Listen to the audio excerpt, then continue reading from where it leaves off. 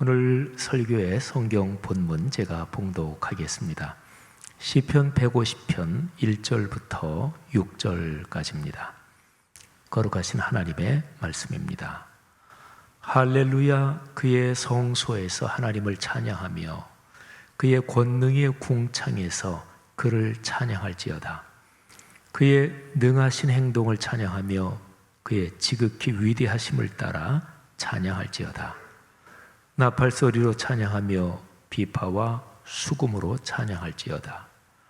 소고치며 춤추어 찬양하며 현악과 퉁소로 찬양할지어다.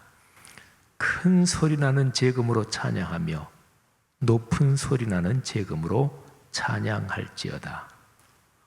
호흡이 있는 자마다 여호와를 찬양할지어다. 할렐루야. 아멘. 사람이 살아가는 삶의 분위기 또는 삶의 여정의 어떤 특징이 다 다르죠. 여러분의 삶의 요즘 분위기를 색깔로 한번 표현해 본다면 무슨 색깔이 되겠습니까? 아니면 여러분의 인생 전체, 삶 전체 그 느낌, 무드 또는 여러분이 바라는 어떤 소망을 색깔로 한번 표현해 본다면 어떤 색깔을 고르실 수 있겠습니까? 희망을 나타내는 푸른색, 아니면 우울한 기분과 연관된 어떤 회색이 혹시나 마음에 떠오르시나요? 파란색을 표현하는 영어 단어 블루라고 하는 그 단어는 서양에서는 우울한 기분을 나타내기도 합니다. 그러나 문화권에 따라서 파랑색, 이 파랑은 신비스러움이나 결코 꺾이지 않는 희망을 표시하기도 합니다. 저는 개인적으로 아주 짙고 깊은 파랑색을 참 좋아합니다. 삶의 여정에서 파랑, 이것이 기본 색조라면 참 좋겠습니다.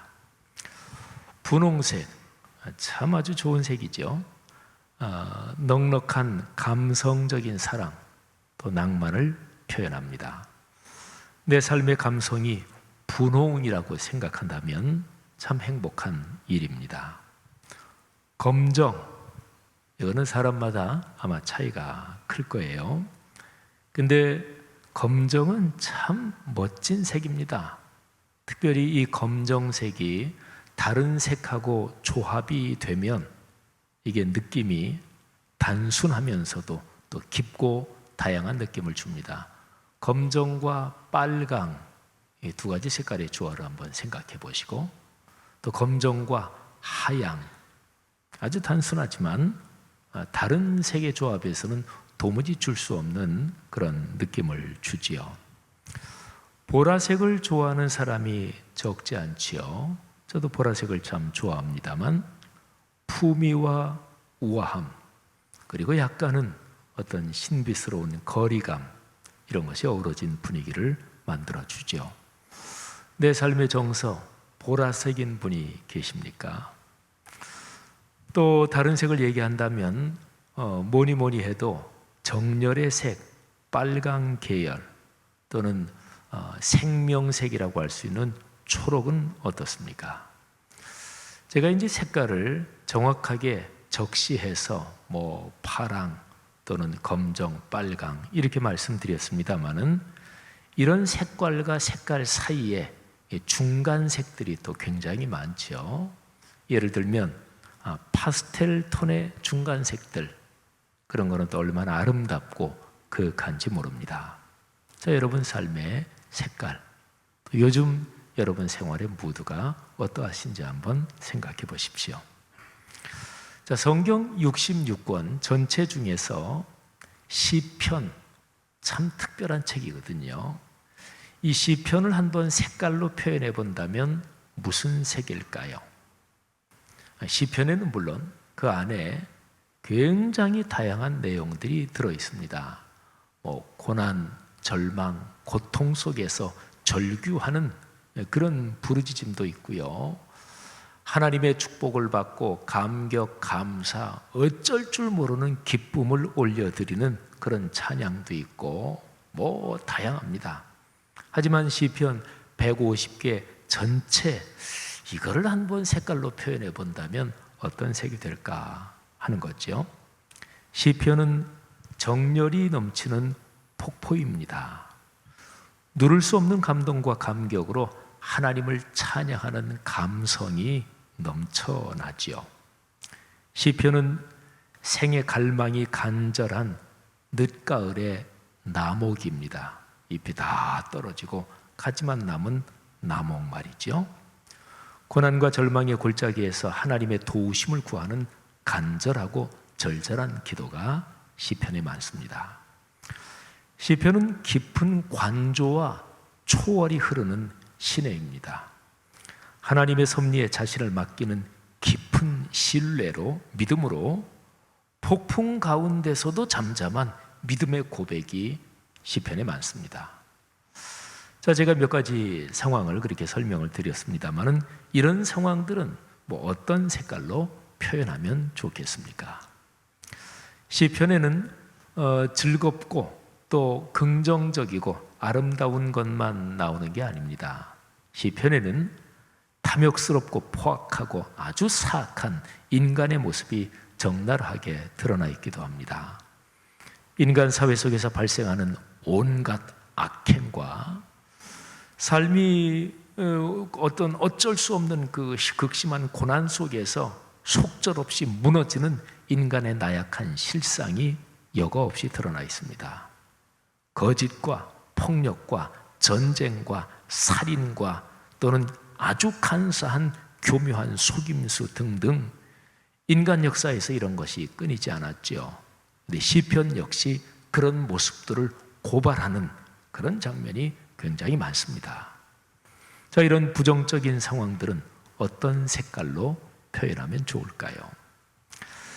시편 전체가 굉장히 다양한데 그거를 한번 무슨 색깔로 표현할까? 아마 한 가지 색깔로는 힘들 것입니다. 색상표라고 아시죠? 색상표가 이렇게 네모나게 된 것도 있고 그리고 둥글게 된 색상표도 있는데 한번 둥근 색상표를 머리에 떠올려 보시기를 바랍니다. 그 색상표에 무수한 색깔이 많이 있죠. 근데 시편을 색으로 표현한다면 그런 색을 다 사용할 수밖에 없을 것입니다. 파랑에서 노랑 사이의 색을 한번 생각한다면 그 사이에 연두색이 있죠. 근데 색이 흘러간다. 이제 색의 흐름을 생각하면 파랑에서 노랑으로 가는 그 사이에는 무수한 색깔들이 있습니다. 가운데쯤에 연두색이 있겠지만 연두색을 지나서 노랑 쪽으로 점점 더 가면 파랑은 점점 색이 빠지고 노랑이 점점 진해지면서 그러면서 이 색이 변화되지요. 그러니까 파랑과 노랑 사이에도 색은 무수하게 많거든요. 그러니까 시편은 그 모든 표정을 다 담고 있습니다. 오늘 제가 일부 예배 설교를 마치고 우리 유명식 장로님하고 대화하는데 유 장로님이 제 설교에 모니터링을 잠깐 해주셨어요. 제가 바로 이 얘기, 시편을 색으로 표현하면 어떤 색일까? 그 내용을 들으시면서 우리 유 장로님이 또 시각 디자이너시고 또 색에 대해서 전문가시잖아요. 유 장로님이 그런 생각을 하셨대요. 시편 전체를 색으로 표현한다면 흰색이다.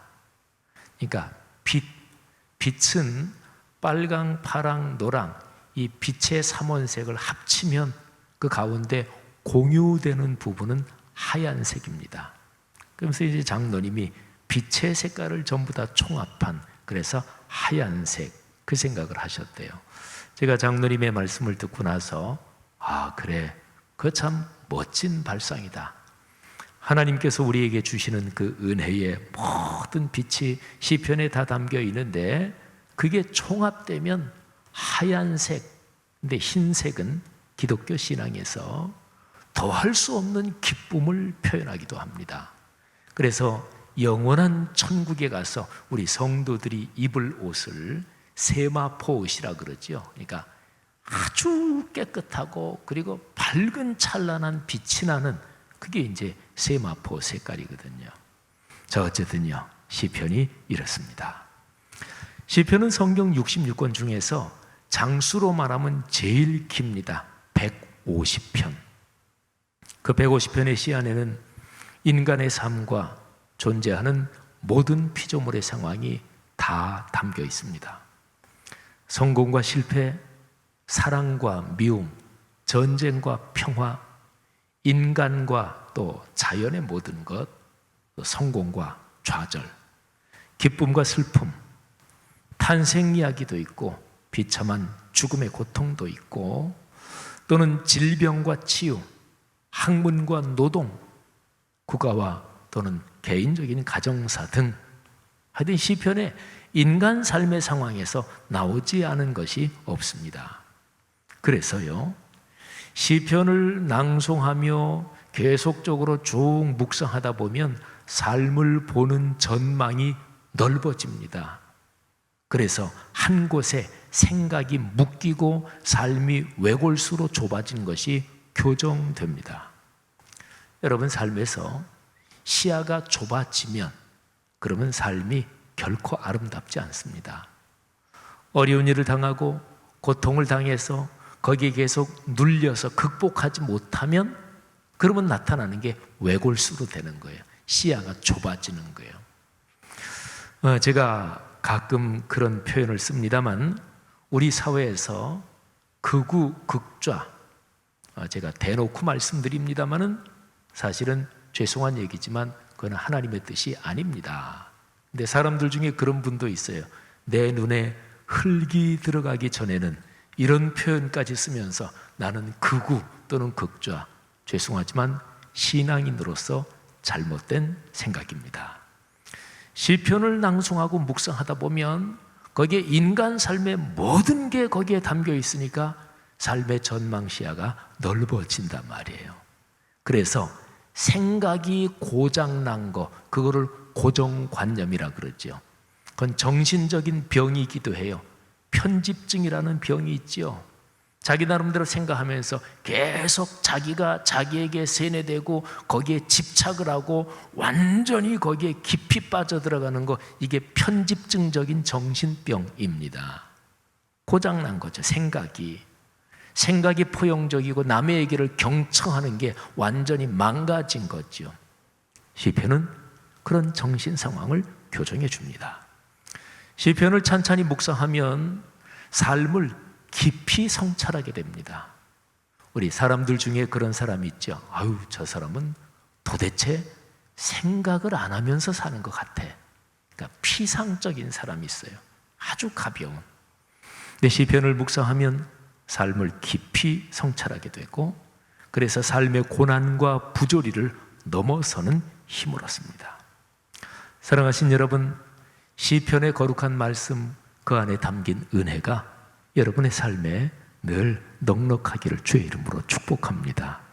기독교 역사에서 우리 신앙의 선배들이 시편을 통해서 얻은 그 말씀, 그 힘이 오늘 여러분의 삶의 여정에 역시 하나님의 은혜로 강력하게 작동하기를 축복합니다. 성경 66권은 모두가 하나님의 말씀이지요. 그런데 그 중에서 시편은 아주 독특한 점이 있어요. 자, 구절로 보면 하나님의 말씀이라는 것이 무엇인가요? 하늘아버지 하나님께서 우리에게 내려주시는 그런 형식으로 되어 있는 거잖아요. 말씀을 내려주시는 거지요. 근데 시편은 이런 형식으로 보면 우리가 하나님께 올려드리는 기도요, 그리고 찬양, 그러니까 우리가 하나님께 올려드리는 것으로 되어 있어요. 이게 이제 시편의 독특한 점입니다. 시편은 기독교 역사에서 가장 많이 낭송된 책입니다. 수도원 운동의 흐름에서는 수도자들이 일주일에 시편 150편 전체를 한 번 낭송하도록 그렇게 훈련했습니다. 반복해서 소리를 내서 낭송하고, 내가 낭송하는 소리가 내 귀를 통해서 내 마음과 영혼에 계속 박히고, 다른 사람이 낭송하는 소리가 또 내 심령에 새겨지고, 반복해서 낭송하면서 시편의 표현과 구절들이 자연스럽게 머리에 인식이 되고 마음에 새겨지고 가슴에 파고드는 거지요. 그러면서 신앙인의 삶을 이끄는 가치관으로 뿌리를 내리는 것입니다. 자, 시편에는 말씀드린 대로 수많은 내용 또 표현 양식도 수많은 것들이 있는데 가장 중요한 것을 두 가지를 꼽습니다. 첫째가 기도, 두 번째가 찬양입니다. 그런데 찬양은 시편에서 찬양 이 얘기가 나오면 예배 이거하고 동의어입니다. 찬양한다 그러면 예배한다는 거예요. 하나님께 찬양을 올리자, 하나님께 예배를 올리자 그런 것입니다. 자, 두 가지 기도와 찬양. 자, 시편은 무엇보다 하나님께 올리는 기도입니다. 기도는 사람의 본성에서 본디 사람 됨의 모습에서 가장 본질적인 것입니다.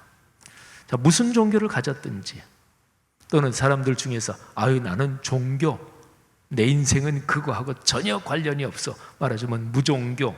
근데 그것도 상관없어요.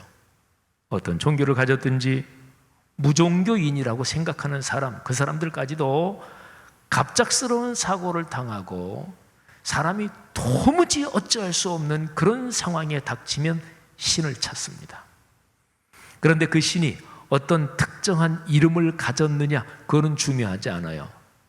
어쩔 수 없는 상황에서 어떤 절대적인 힘, 절대적이 아니더라도 좀 어떤 도움이 나에게 있었으면 좋겠다, 그런 거를 바란다, 그것이 중요합니다.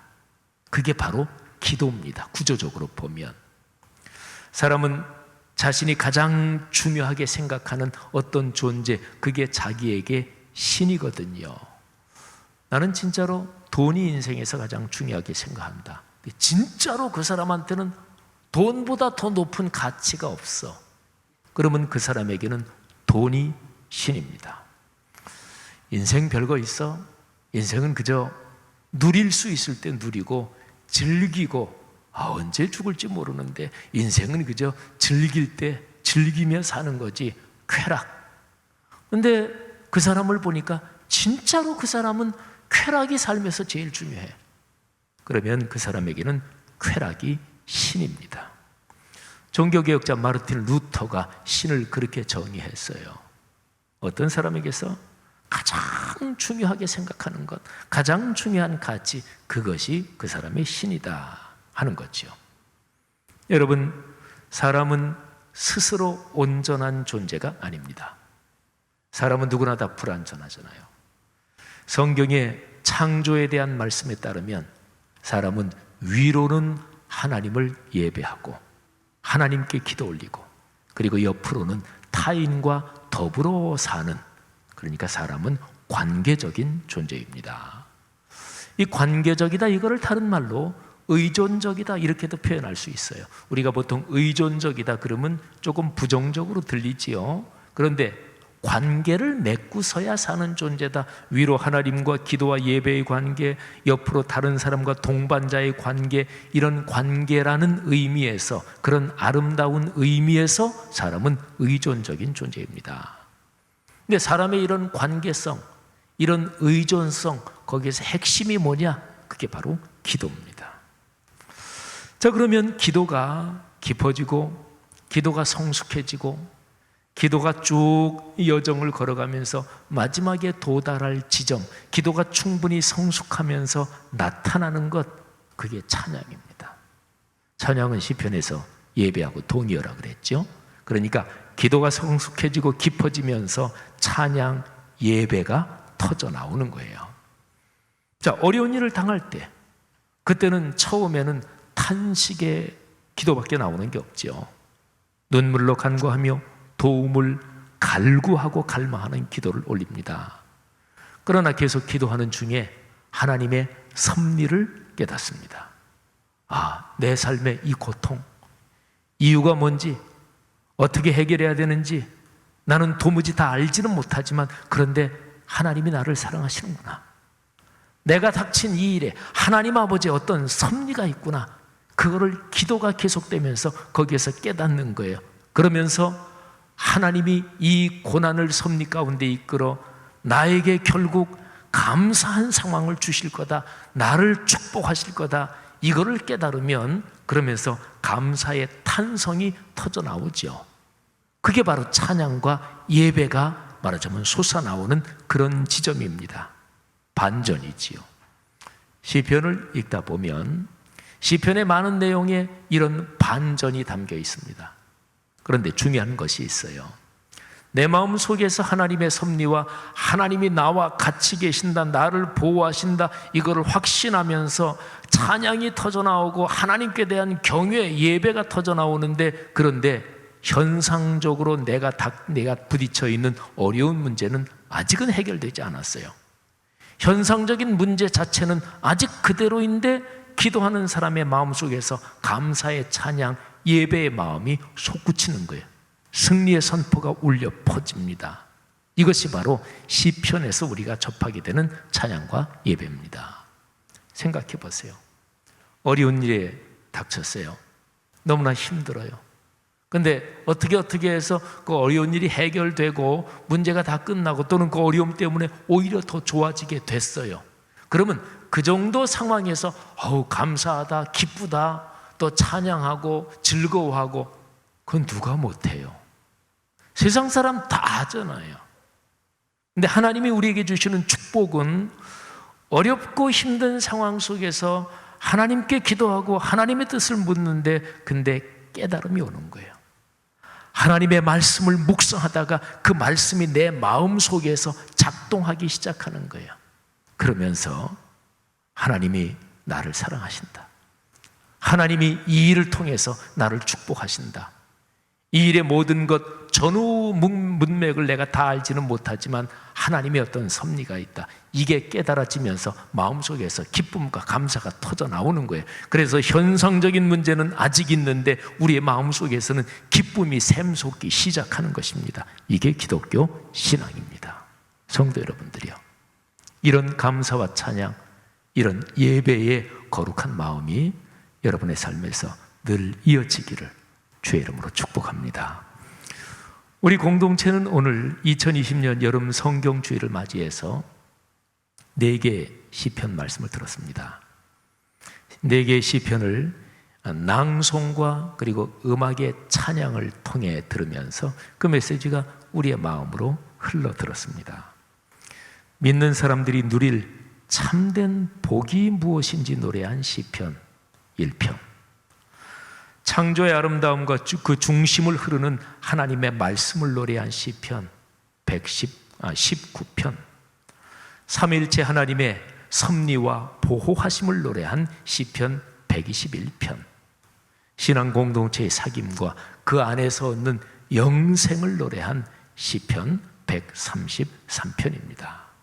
성도 여러분들이요, 이 4개의 시편에 담긴 아름다움과 그 힘, 그 능력이 말씀삼 공동체 성락성결교회 가족 여러분의 삶과 가정, 가문, 걸어가는 인생 여정에 맑은 시내처럼, 그리고 그런 흐름들이 이어져 큰 강물처럼 흐르기를 주님의 이름으로 축복합니다. 시편 150편의 결론, 마지막 장이죠. 150편. 자, 말씀드린 대로 시편에 나오는 가장 중요한 형식이 기도와 찬양, 찬양은 예배인데 2개라 그랬죠. 근데 찬양, 예배는 기도의 목적지, 기도가 성숙하면서 나타나는 현상이라 그랬어요. 시편 150편이 주제가 찬양입니다. 그러니까 예배인 거죠. 시편 150편은, 이 노래는 할렐루야로 시작되고 할렐루야로 끝납니다. 그러니까 처음과 마지막에 할렐루야. 할렐루야는 히브리어로 하나님을 찬양하라, 이런 명령형 단어입니다. 할렐루야. 야는 야훼, 여호와를 말합니다.